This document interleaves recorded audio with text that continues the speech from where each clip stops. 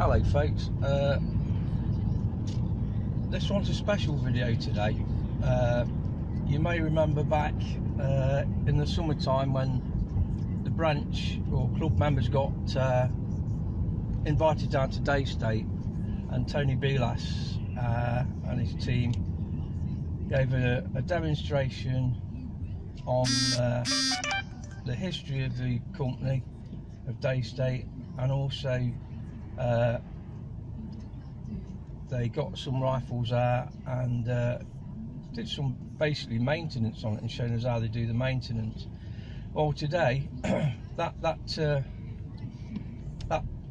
visit we did was basically a test run for today, and today is the 40th anniversary of the Daystate company, and Tony's invited me up there to film the event. It's taking place at the Royal Armouries in Leeds, and it should be quite a good day. So I've got my daughter with me now, actually Anne, who's doing the filming, and she's going to have a look around the museum and a look around Leeds while I'm in the actual event. So the next thing you'll see will be the actual event taking place. That's if we get there on time, because the traffic's busy this time of morning. But yeah, so the next thing you'll see will be the event itself for all those that couldn't make it. So thanks for watching and enjoy the video.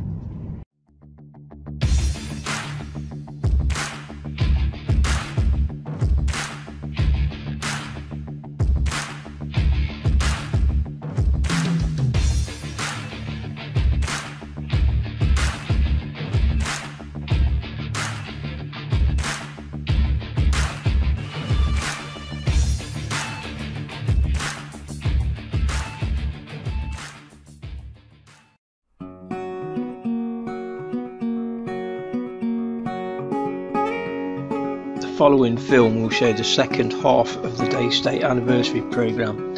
Unfortunately, the camera that I was using malfunctioned and all the data on it was corrupt, so I could only show the second half. Luckily enough, I had my second camera, not quite so good as the first in quality, but at least this one worked. So we'll carry on with the show.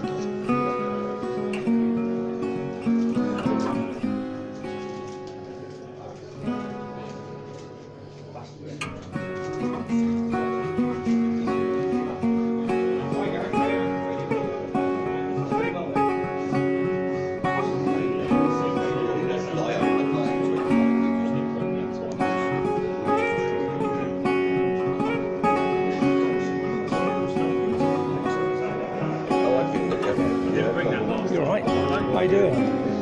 Yeah, not bad, thanks. There's a few more rifles here today than the last event, weren't there?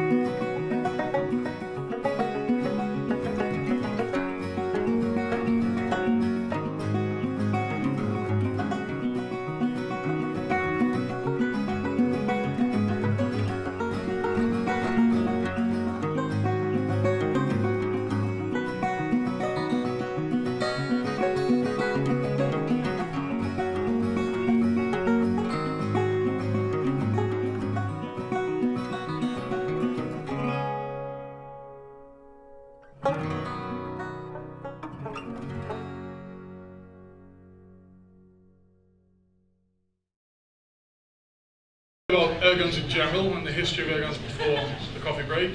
Now can I introduce Tony B. Lass, who's going to come up and talk to you about the history of Daystate over the last 40 years. Tony.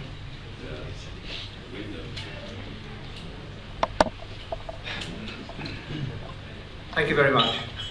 So Daystate, the name was picked from a list of pre-established companies. So in the old days, in the 70s, you could either think of a name yourself or you could pick something from a list, and that's pretty much how the name came about. But the company slightly goes before the name itself. So it's 40 years birthday this year, actually 23rd of October, and we're going to be running on celebrating this event for the next 12 months. So we're going to string it out a little bit. But we brought a collection of guns for you to look at and talk through and take it through. But I'm going to go through here how the company was founded and some of the milestones along the way. Really, the company was founded around a gentleman called Don Lowndes. And Don was a pretty interesting character. We have a couple of his successors here. We have his grandson, Richard. And from them, and from other anecdotal stories, we've been able to piece together for you what actually happened. It's quite difficult to find because this is in no history books, and it's been a sort of a labour of love of a few of us to find out what the history of Daystate was. So there may be mistakes, and we may get a few things in the wrong order. We may simplify things to protect the innocent. But generally, this is what happened. So Don was a gentleman. He was a bare-knuckle boxer. He was known as the fighting blacksmith. He was into conservation, and he was into air guns. He had many, many things that he did. Racing cars, racing motorcycles. He was in the army. There was lots of different strings to Don. And as he got older, he decided that deer farming was something that he was going to have a go at. He wasn't doing it for the meat. He was doing it to breed the deer to sell to other reserves and different areas, and he was involved with Whipsnade Zoo at some point. And he had a small head of deer, and one day Don was on his farm, I think it was Ridding's farm, and a deer got snagged, a plastic bag in his antlers, and this put the deer into a sort of a sad state. It started going nuts, and there was nothing they could do with this deer, and it had to be shot and killed. It's quite distressing to see a beautiful animal killed for nothing.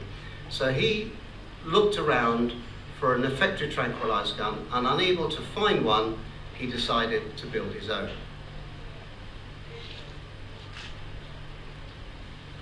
We have a small clip to introduce the gentleman himself. Now, this is interesting. My colleague Gareth at the back there, he was tasked with 4 hours of watching VHS videos from the Don Lowndes estate, most of which have been overtaped with Emmerdale Farm. Yeah. But once 1 minute 40 snippet was found to be on one of the tapes, and I'd just like to play that for you.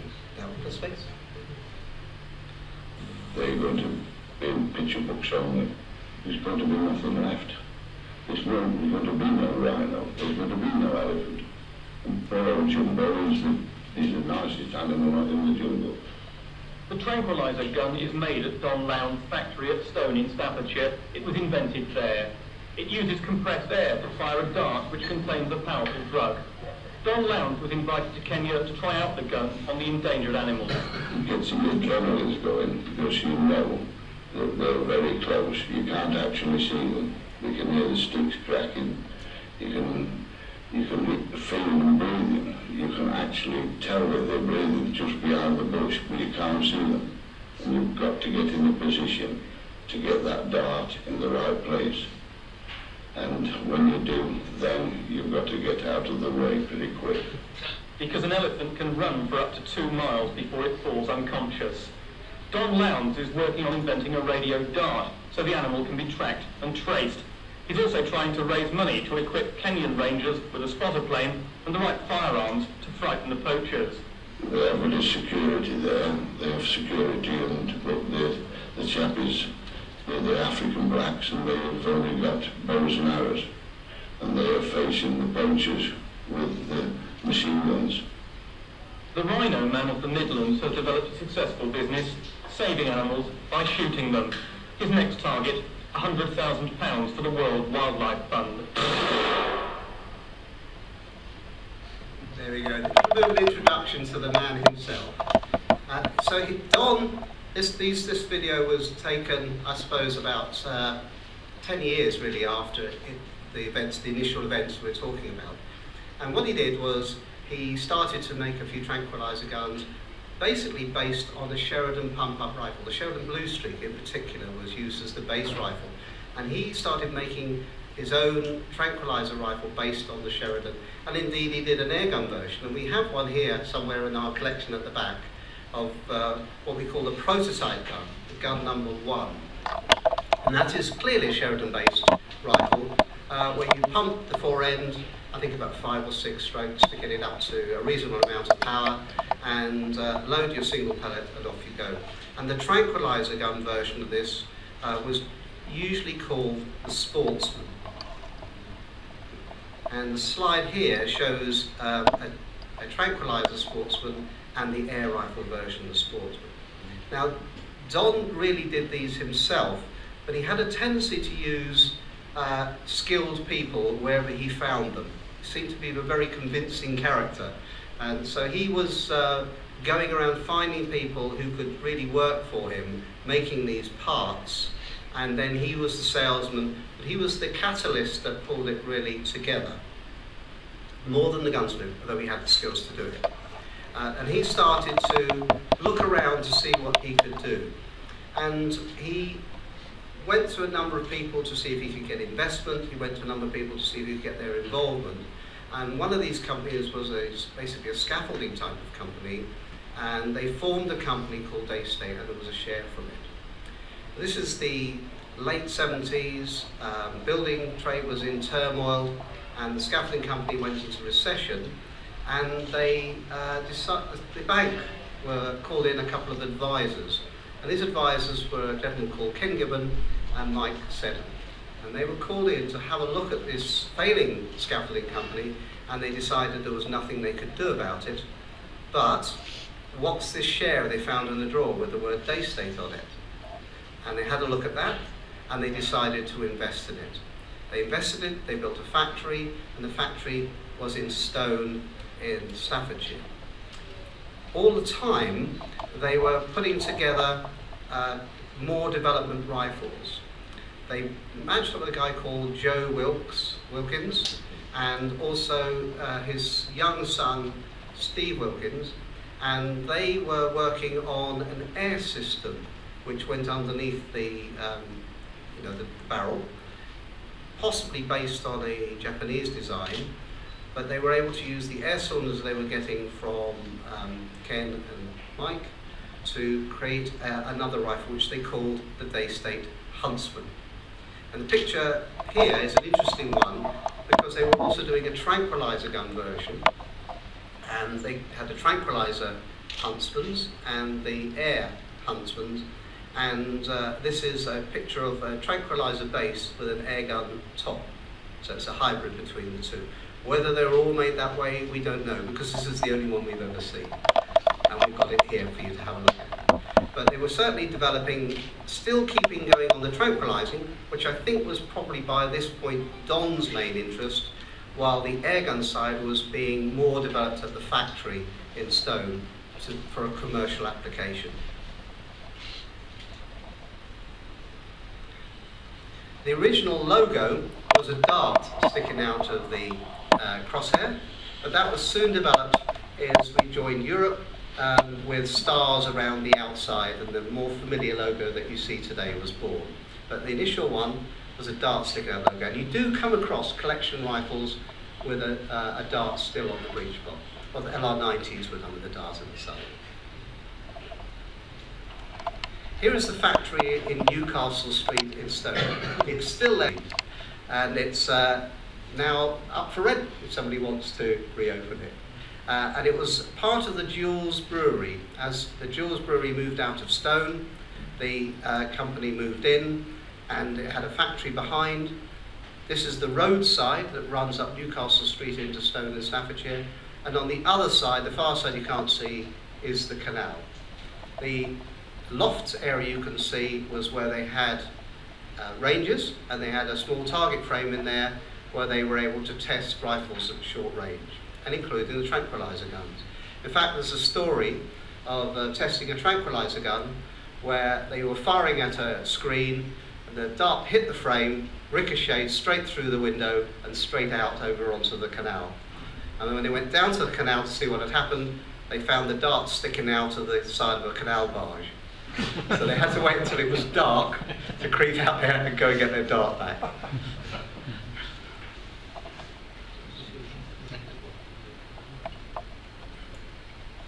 Rifles are being developed in stone, and you can see here a couple of examples. The original rifles had a stainless steel air tube, but we think by the time they got to gun number 50, might have been later, they were starting to make them in brass tubes.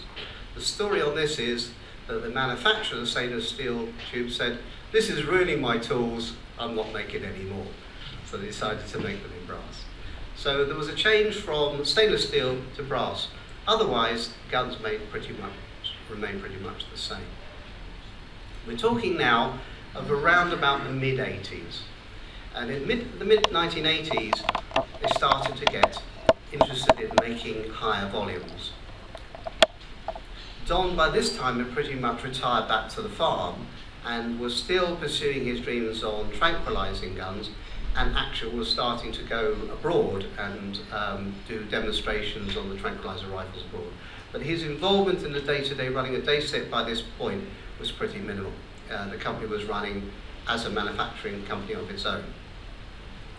One of the simplifications they did was to make the Huntsman out of a one-piece tube. And this is now known as the Huntsman Mark I.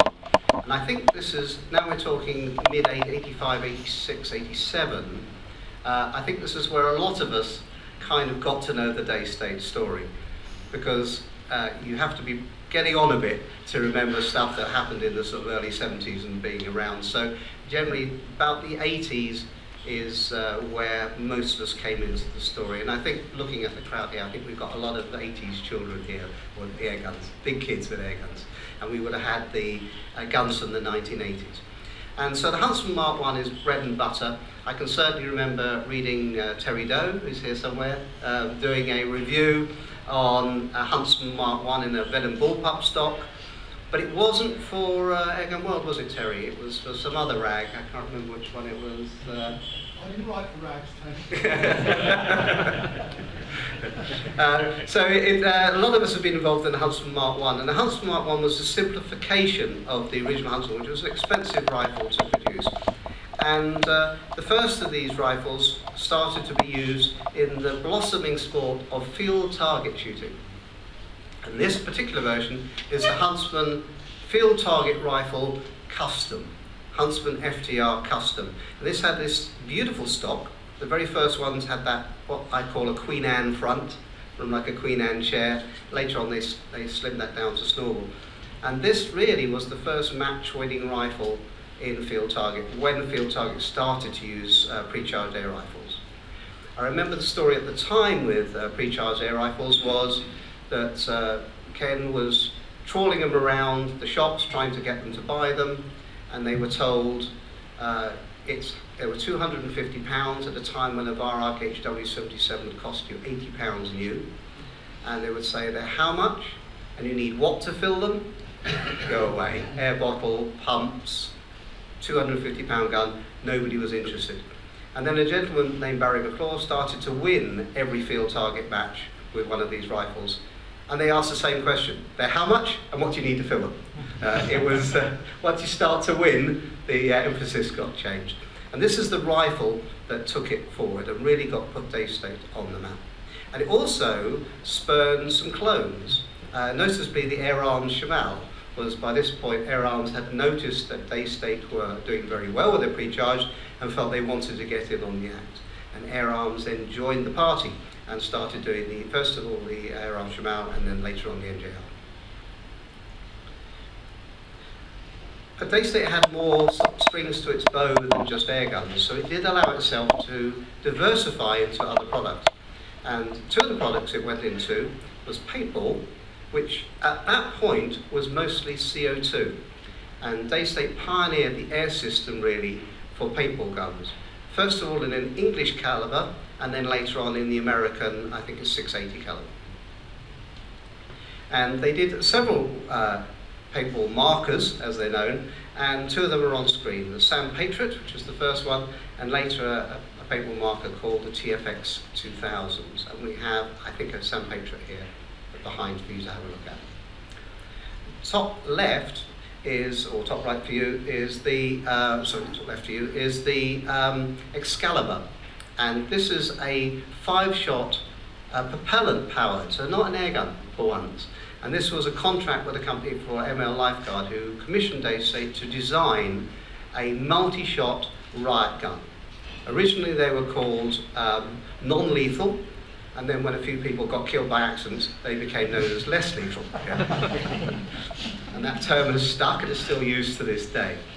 And these less lethal guns were very crude, a 5-shot rubber bullet gun that basically blasted you off your feet if you got too close, and if you were still standing, you fired a few more times until eventually they fell over. Yes? Do you remember us test firing one of those, Tony? Yes, Derek, I do remember you test firing one, hitting a cow, I remember. With smoke, it wasn't a rubber bullet. And so we've got, the Excalibur was put into production at Daystate, and Daystate felt that it was going to make it its fortune with this rifle, but it wasn't to be. The world market moved away. So it went back to air guns. And two of the air guns it went back to was a lightweight version of the Huntsman, called the Huntsman Mark II. One of the more interesting things was that the crossover of the Mark II was gradual, so you do find Mark I bases and Mark II breech blocks, etc. No parts get wasted. And then they did a lightweight version called the LR90. There had been an attempt to make a lightweight rifle early on in Daystate's career, mostly for Ken, who needed a lightweight rifle to shoot with, so a few handmade ones were made, and we have one of those at the back. But the LR90 was the production version, using an inch tube. And it was probably the most successful inch tube gun that Daystate's ever been involved with. Generally inch tube guns don't sell, but this one did. Now we're getting into, for me, what's the modern era. The top rifle is a rifle called the Daystate 2000, and this is Daystate pioneering air regulators. In 1992, they called the Daystate 2000, and this is an air reservoir gun, air reservoir with a regulator. And they went to a consultancy firm who did regulators for the fire brigade, and they helped, this company helped them to design regulators. But actual fact, it ended up being reversed. Daystate ended up designing the regulators for the fire brigade company because they couldn't get it right. So they ended up with a fantastic regulator in the Daystate 2000. That was the first regulated guns really commercially. Air Arms had done a couple in 87, 88, and then Daystate did its own version in 92. Below that is the Daystate Mirage, a super lightweight gun using extruded aluminium air cylinder that I seem to remember was £10 per inch in cost, and that's in 1990. And the Mirage was a light, even lightweight version of the LR90, which is LR lightweight rifle. And we have a Mirage at the back with its aluminium tube. It had a tendency to zero shift, and the factory was nicknamed the Meringue because it used to bend so much. But when they were good, they were extremely good rifles, but it didn't stay in production for too long. At this point, the factory had moved from its premises in Newcastle Street and had moved to Birch House Lane. The company had been basically sold to a gentleman called Gary Saunders, and he, with his Royal Engineering company that had made parts for Daystate, brought it into the building in Birch House Lane. And there was a 4-acre site, and the buildings were built, and there was a purpose-built factory for Daystate that wove in and out of the Royal Engineering factory, which made the parts. So for once, the parts were all made pretty much in the same premises. And the pictures show progression. The bottom right picture shows the factory entrance. Bottom left shows the mark just becoming into production. and development with David Snook and Steve Harper allowed Daystate to develop the electronic rifles. And the top picture is an interesting picture, and it shows what Daystate had to do when it was shipping to Air Guns of Arizona, because there wasn't room in the factory for the shipments by this point, so they had to assemble the shipments in the car park. And if the lorry didn't turn up or it rained, they had to disassemble and take it back in again until the lorry came back up. So they were desperately short of space, even by this point. Other rifles of note is the Air Ranger. So with bottom rifle is the prototype Air Ranger with a laminate stock. By this time, Daystate had matched up with stock maestro Gary Kane, and he developed the stock for the Air Ranger. Top is an interesting version of the Air Ranger called the Air Ranger Extreme, which was an 80 foot-pound 22 caliber air rifle, pre-charged air rifle. 80 foot-pounds, not that common in 22, and yet they were doing that in sort of, by now, sort of 2003, 2004. And the Air Ranger 80 was a very interesting gun. The first prototype one I remember had a problem with a breech bolt, so they had to upgrade the breech bolt to 2.5 standard after one of the prototypes shot the breech bolt over the shoulder, firer's shoulder and into the tree behind. So they maybe need to beef that bit up a little bit. The power was so extreme. So the development of that was quite interesting. The Air Ranger is worth the note, and it brought a lot of export sales to Daystate and got really Daystate recognised on the international stage. Around the same time, we tied up with two airgun maestros from the trade, Steve Harper on the left and David Snook on the right. And they had in 1994 developed an air pistol which used electronic firing system. At the time I was writing for Shooting Sports magazine. Have we got any shooting sports people here? And there we are, sole remaining victim, there we are. And I did an article on the Wolf pistol, a classic Wolf pistol, and I was amazed by this piece of electronics. But it wasn't commercially available, there wasn't too many of them about, you had to individually order them, and the company that made them was very cottage and very small, so it was pretty well unknown. But in 2002, just by pure luck, we managed to tie in with Steve Harper and David Snook, and they developed the first electronic air rifles for Daystate. Initially, they grafted on Wolf electronics into an existing Daystate rifle called the XS, and this little rifle that did a remarkable 23 shots in 177 with the electronics grafted on went to 94 shots in 177. So that was quite an eye-opener, and that rifle was developed further. The initial electronics were not very stable. There was a little bit of variance as the gun fired. So to compensate for that, Daystate engineered in one of its paintball regulators, one of its airstream regulators taken from its paintball technology, and stuck that into its then Mark III rifle. And here's a cutaway showing you how it worked. And you can see that there's two reasons that the regulator went in from underneath. One was serviceability, and perhaps the other reason was that we were using parts that we already had from paintball, and that's where it had to go.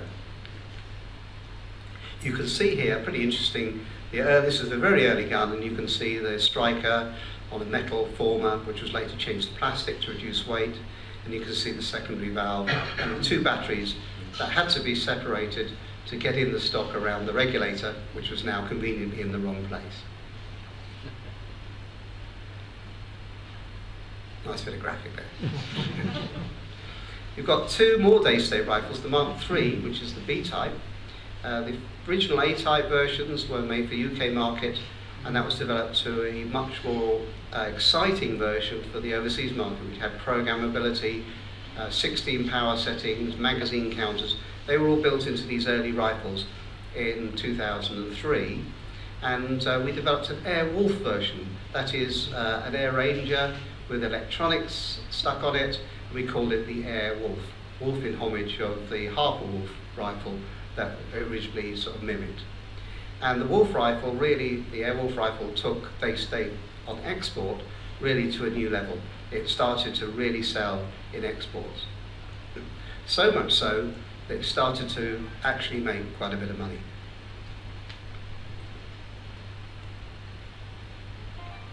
The next development was an interesting one in 2007, where in 2003 we had been working on an air regulator which was electronically controlled.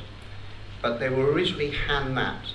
So you fired the rifle, bang, you then turned the power up to 11.5 foot-pounds, you wrote down the settings, and then you fired it again, bang.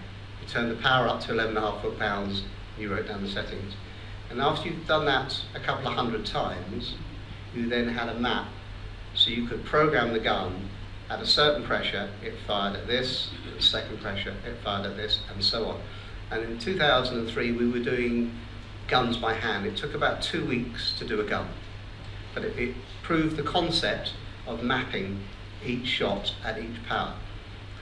We then had to find a way of doing it commercially, because you don't sell many guns when it takes 2 weeks to set one up. So it was then worked on over the preceding months and years as a bit of a hobby project. But by 2007, we had it cracked. We had a programmer, we had a program where we were able to put the map in, and the programmer was able to read the program. We put a pressure sensor in the gun by this point, which was stolen from a car engine and then later acquired, and we were able to read the air cylinder pressure to 2 decimal places. And from that we were able to automate the map, and we put it into 2 rifles in 2007, an MVT and an MCT. MVT stands for Map Velocity Technology, and MCT is Map Compensated Technology. They came out at the same time, and we thought the velocity one was going to be the way to go. And on the velocity one we had a chronograph built in the muzzle. So as the pellet exited the barrel, the chronograph read the speed of the pellet and it corrected the microprocessor at the back. So it had a map in there, but it was corrected on every shot. But it's only as good as the pellets, and it would tend to hunt one way or the other. And lead dust would also cause us problems. And we spent a good couple of years chasing those things around the country, and they used to come back a lot. So by the end of 2008, 2009, we pretty much decided that MVT needed a lot more development, and we carried developing the MCT process. And 2008 really onwards was the time we developed the MCT, where we didn't need the chronograph. The company hadn't forgotten about its tranquilizer gun basis, and you can see here are the last 2 tranquilizer guns really made by Daystate. Top left is an Air Ranger Mark II, which is a mechanical tranquilizer gun. It uses a plunger and pistol assembly, using a chassis really from a QC2. But we were able to keep parts from that and make them on for 10 years after the air gun had pretty much gone. We carried on making the Air Ranger Mark II. And just as we were finishing the Air Ranger series and had run out of breech blocks, we had a massive order in from DEFRA for a new tranquilizer gun. So we developed 2 versions of the new tranquilizer gun. One was based on an X2, and the other one was based on an Airwolf.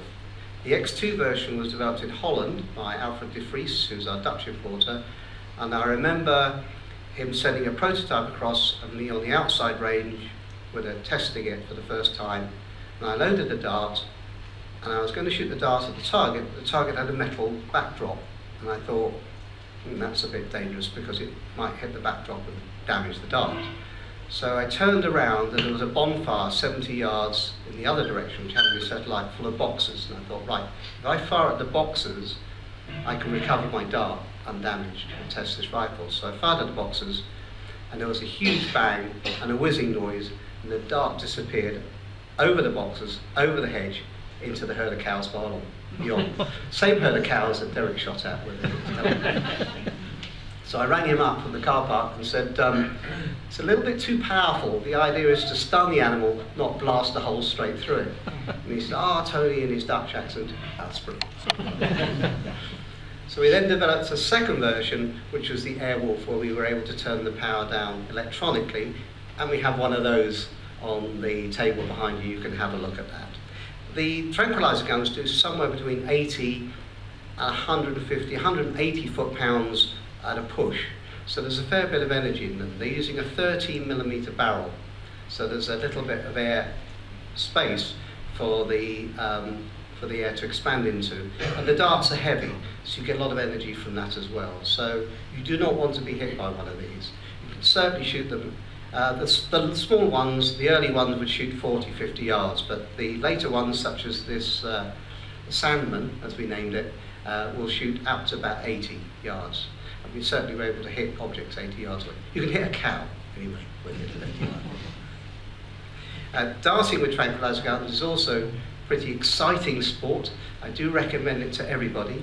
You have to track an animal through mud and slime in your wellies with a tranquilizer gun, knowing that when you've shot it, it's likely to come after you for several minutes until the drugs take effect. You can't use too much drugs because you kill the animal. You can't use too little because it won't have the desired effect. And you need to tranquilize it to the point where it's subdued but not fallen over, because trying to move half-a-ton cow on your own is not the easiest thing to do. So it's a pretty interesting sport, and you have to shoot it in the right place just to make sure. So it's a worthy sport. I hope some of you take it up. I put this slide in here because it's moi, and I'm a little bit younger, with the first of the huntsmen, current type of huntsmen, with Angie and Lynn from the factory, at the old factory. And this is the first huntsman of the modern era. Huntsman's a noticeable name that Daystate's been using really since the beginning, and we've always generally kept one going. And this version we have now, which is on the right page there, is the 7th version of it, and it's the Huntsman Regal. And the stock now is made by Minelli, beautiful crafted walnut stock, and now it has a humour air regulator in it as well. So the Huntsman's been with us all the way through. And of course, where is the Huntsman? It's behind you on the table to have a look at. By this point, the company had been taken over by Murray Morocci, and he was very excited to put investment and design into the company. And one of the projects that we brought to the table from the old Daystate to the new was a Wolverine project. And it started off, Wolverine wasn't named after the animal, it was a lightweight wolf project. So it was Wolverine, diminutive of wolf. And I think I showed it to Nigel Allan. Where are you, Nigel? Somewhere here, there you are. I think showed it to, you can corroborate, I showed you a Wolverine in 2006. Yeah. So we did actually have a prototype of one really early on, but when Murray got involved and Diana Group was formed, we sent that across to Italy and they developed it further, and they did remarkable things with it. One of the developments was an indexing pin system developed by Steve Harper.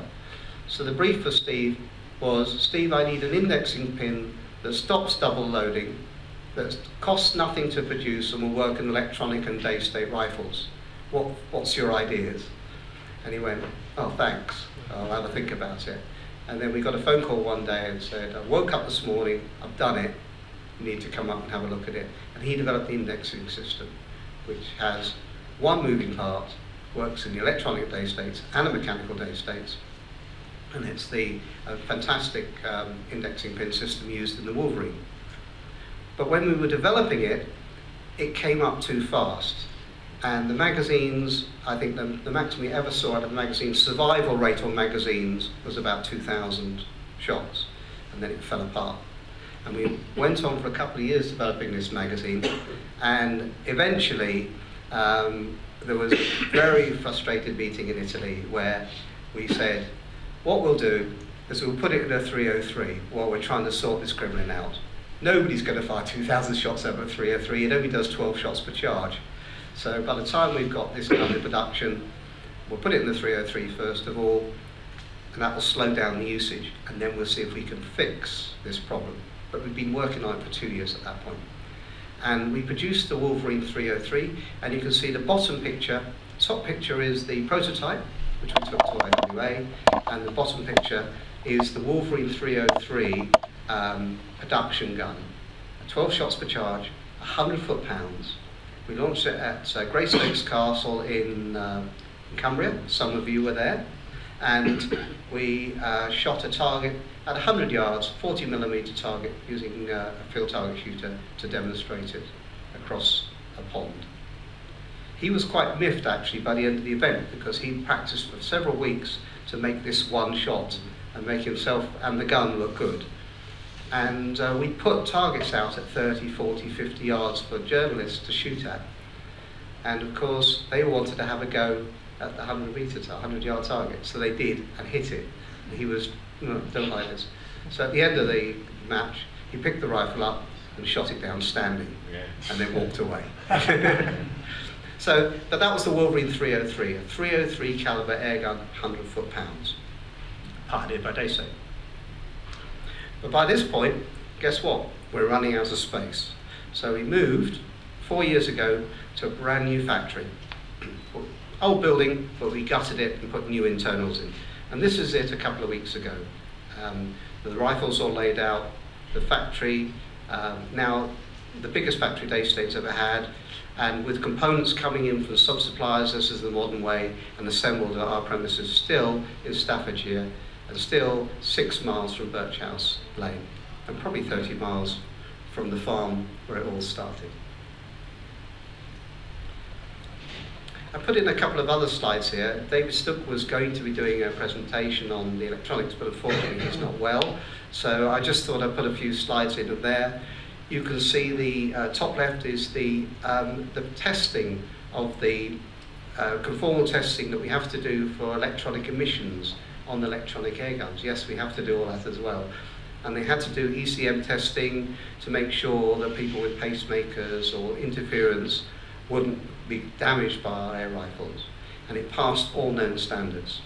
At bottom left is the first prototype, where you can see everything is in the white, and 1 or 2 parts that didn't make it through to production, like the dust cap, slightly changed. But this is the original prototype of the Pulsar. Pulsar was another development of the Wolverine, and the Pulsar really is quite interesting because it's the most expensive air rifle development that I've ever been involved in. I think when we did the Electronic Mark III, our total budget was £15,000. And I think when by the time we came to Pulsar, it was over 200,000 euros. So it quite shows the development of the company and its commitment to product over that space of time. And you can see, for those of you interested, that we've removed the side plate of a Pulsar electronics. They're encased in a waterproof box, and then you can see the 3 capacitors which take up less room and give us more power to feed the electronics. And the Pulsar truly was a revolution in itself. We did a mechanical version called the Renegade, and of course, where have we got these? They're at the back for you to have a look at.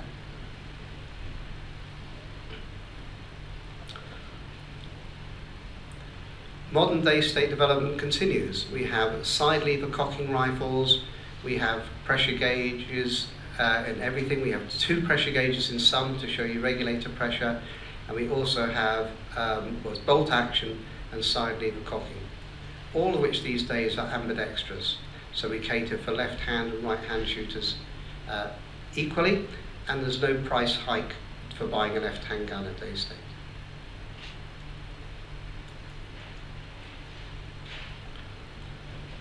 This really takes us on to really the most modern rifle of them all, the Red Wolf. And we developed the Red Wolf really over the last few years, and it was launched late last year, early this year. The Red Wolf takes all the electronics of the Pulsar and matches them to the Wolverine mechanical system to produce a conventional layout electronic rifle. And I'm fair to say this is one of the most exciting rifles that we've produced, and also one of the best-selling. It's just gone extremely well. Originally it was an edition of 200 in the series Rosso, and they were went out earlier this year, followed by a reverse stock version, which we thought we would put into the range just to see if anybody wanted it after the series Rosso. I think that's now 90% of the Red Wolf's sales are that stock. So very popular rifle. So it's about a year since it came out. We've got rid of shots at the middle part of this year, and we took a whole series of them to the Extreme Bench Rest in Arizona a couple of months ago. And it's fair to say the Red Wolf dominated of all the rifles there. In the picture you can see a number of shooters. Of note is on the left is our champion shot, whose rifle, Michael Vent, we've put a replica at the back for you to have a look at and take you through. This is a 50 foot-pound electronic air rifle with no cocking effort, electronic trigger, and it pretty much won everything. So please have a look at that. And that concludes my presentation on Daystate. Is there any questions on the history of Daystate before I hand over to my Managing Director, who will take you through our special announcement? Good. Okay. Thank you very much.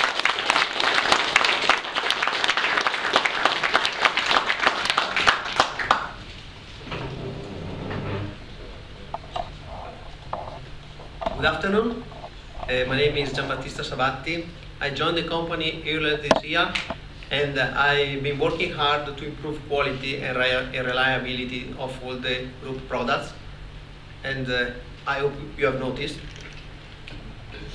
Today I have the enjoyable job of telling you about what is new and exciting about the Daystate for next year, so about our 14th year. We will have two special things. One is acronymus, that is ASP, so it is something new. Daystate Airgun Support Pack. We want to help shooters whatever they do, shooting airguns or videoing or writing. So we will be launching a plan that will allow shooters to borrow rifles and scopes for reviewing. So it will be possible to have these guns and scopes to review for a few weeks and in some cases up to 1 year. We think that this is something really in the interest of everyone who loves airgun shooting. So we hope also that we will have our support on this.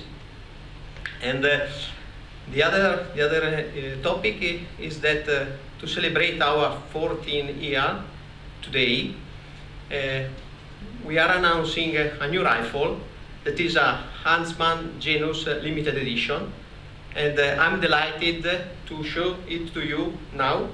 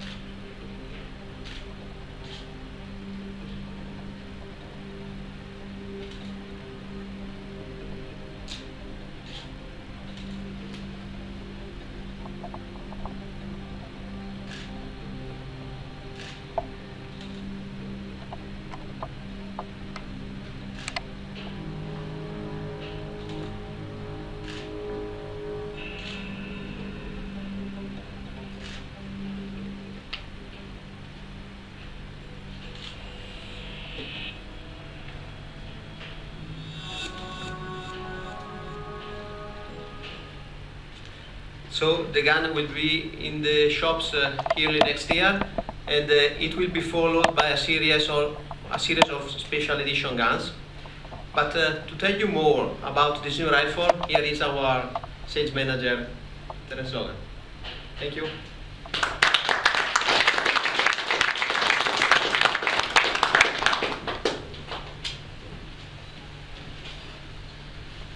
Hi there. So yeah, it's based on the Huntsman Regal, as you probably saw, and we have in this the human regulator, which has been so popular. The feedback from the human regulator has completely transformed the Huntsman Regal into a brand new gun, a completely different shooting experience, and the popularity is as high as it's ever been with this gun, so it's fitting that this is our commemorative rifle. The Huntsman's been with us from the start, and we couldn't think of a better rifle to put into a limited edition to celebrate this occasion. It's available in 177, 22 and 25 as normal, but we're also relaunching the 2.0 barrel for this gun. We will make the Huntsman HR Regal available in 2.0 going forward again. It's back due to popularity. We did stop it for a while. As you know, when we order barrels, we have to order a rather large number of an individual barrel type to satisfy the customers, but we feel from the comments we've had on social media and email requests that 2.0 is a caliber that's still required in the marketplace, and it'll be available on this gun. Laminates and laminated stock, as you saw. It'll come with a commemorative insert into the stock itself on the heel of the gun. It comes with a hardcover book celebrating the history of Daystate in a lovely hard case with a 0 dB silencer. We think it's stunning. Would you like to see the video again before I move forward? Yeah?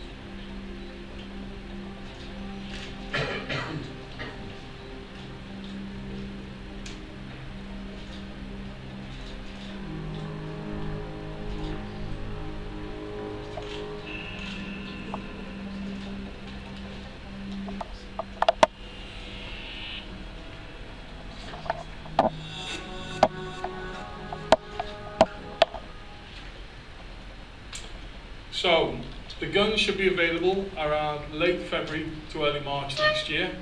Pricing is still to be announced. We're still working on that at the moment. Obviously, we want to do as good a job on this gun as possible, but ensure that it's at the right price for the customer. And we'll have pricing out to you as soon as we can.